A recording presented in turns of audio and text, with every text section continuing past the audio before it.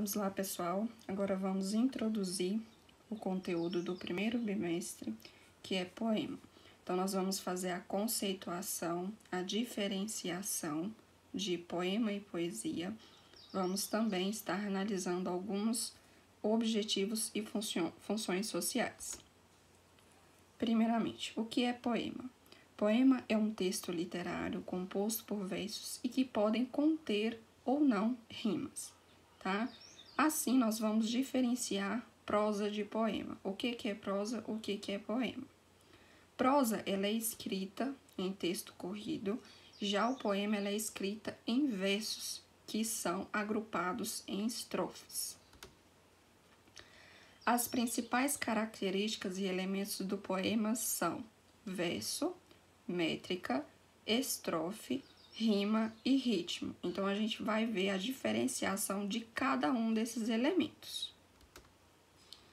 Verso e métrica. O verso é cada linha de um poema e a métrica representa as medidas desses versos, né? Assim, os versos eles são classificados de acordo com as sílabas poéticas que se apresentam. Então, são eles: monossílabo, quando o verso ele é composto por apenas uma sílaba; dissílaba, quando o verso é composto por apenas duas sílabas poéticas; trissílabos, quando o verso é composto por 3 sílabas poéticas; tetrassílabo, 4 sílabas; pentassílabo, 5 sílabas; hexassílabos, 6 sílabas, e assim por diante. Vai até o 10, o 12, que é dodecassílabo, com 12 versos, com 12 sílabas poéticas. Tipos de versos. Nós temos aqui 3 tipos de versos, que são os versos regulares, os versos livres, os versos brancos. Então, vamos ver a conceituação de cada um. Os versos regulares, eles também são conhecidos como isométricos, tá bom? Então, vocês podem estar encontrando esses 2 tipos de nome, regulares ou isométricos, que são aqueles que possuem a mesma medida. Os versos livres, que também são conhecidos como heterométricos, são aqueles que possuem medidas diferentes, ou seja, eles são irregulares. Os versos brancos, ele também pode ser conhecido como versos soltos, que são aqueles que não apresentam um esquema de rima, né? Mas por vezes podem apresentar métricas, ou seja, medidas. Estrofe. A estrofe, pessoal, ela representa o conjunto de versos de acordo com cada agrupamento, né?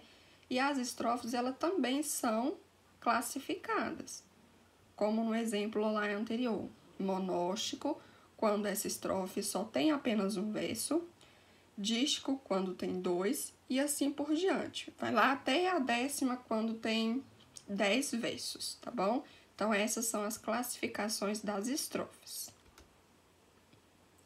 Tipos de estrofe. Segundo a métrica de cada verso, a estrofe ela pode ser simples, composta ou livres. As estrofes simples são aqueles poemas que são compostos de versos que possuem a mesma medida. As compostas são os poemas que se agrupam em versos de medidas diferentes. E estrofes livres são os poemas que agrupam os versos sem rigor métrico. A rima. A rima está associada à sonoridade dos poemas e acontece com a aproximação sonora entre as palavras ou expressões. No entanto, há aqueles poemas que não possuem rimas, que são chamados de versos brancos. Os tipos de rimas. Dependendo do esquema de rimas utilizado no poema, elas são classificadas da seguinte forma: são as rimas alternadas, as opostas, as emparelhadas e as internas. Vamos ver cada uma delas. As rimas alternadas, elas são formadas entre versos pares e versos ímpares. As opostas, elas estão classificadas, ou seja, localizadas entre o primeiro e o quarto verso, entre o segundo e o terceiro verso. Rimas emparelhadas estão entre o primeiro e o segundo verso, entre o terceiro e o quarto verso. Rimas internas são aquelas que aparecem no interior dos versos. Ritmo. O ritmo está relacionado com a sonoridade e a musicalidade presente nos poemas. Ou seja, trata-se de um elemento muito importante produzido de maneira intencional, de acordo com as palavras escolhidas pelo autor, pelo escritor. Tipos de poemas. Nós temos os poemas líricos, épicos e narrativos. Os líricos, eles são de caráter sentimental e subjetivo. Por exemplo, nós temos aí o haikai e o soneto. Vamos ver cada um deles logo seguinte. Os poemas épicos contêm a presença de heróis. Nesse caso aqui nós temos os exemplos das epopeias e as fábulas. Os poemas narrativos, eles são feitos para serem encenados. Os exemplos desses tipos de poemas são os autos e as farsas. A estrutura do poema. Quanto à estrutura de um poema, ela é classificada em dois tipos, que é a estrutura interna e a externa. A interna, ela corresponde aos aspectos relacionados ao conteúdo, né? Nesse caso aí já vai entrar a linguagem, o tema abordado naquele poema, o discurso utilizado, a opinião do autor e também a organização. Já a estrutura externa preocupa-se apenas com a forma do conteúdo.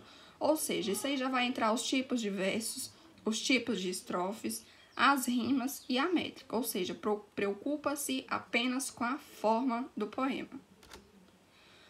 Poemas de forma fixa e de forma livre. Como eu havia falado para vocês, que eu ia explicar um pouquinho sobre o soneto, a trova e o haikai, né? Os quais não apresentam uma estrutura rígida são aqueles poemas de forma fixa que são utilizados pelos poemas. Primeiro, soneto. Ele é um poema de forma fixa. Por quê? Porque é formado por 14 versos, sendo que 2 deles são quartetos, que é o conjunto de 4 versos, e 2 tercetos, que é o conjunto de 3 versos. A trova já é formada por uma estrofe com 4 versos heptassílabos, ou seja, 7 sílabas poéticas. E o haikai, que é formado por 3 versos, chamado de terceto, sendo que o primeiro verso ele é composto de 5 sílabas poéticas, chamado de pentassílabo, e o segundo de 7 sílabas poéticas, heptassílabo, e o terceiro de 5 sílabas poéticas, chamadas de pentassílabo. Os recursos estilísticos poéticos.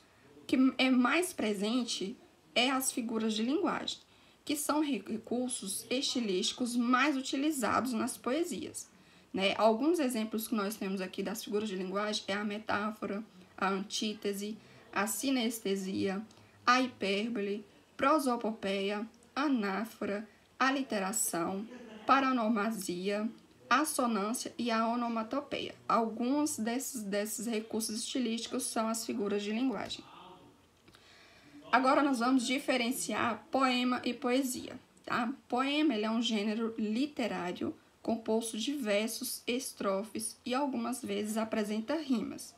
A poesia já é qualquer produção artística que provoca emoção. Nesse caso aí já entra a literatura, a arte plástica, a escultura. Dessa forma, nós podemos concluir que podemos dizer que todo poema tem uma poesia, mas nem toda poesia tem um poema.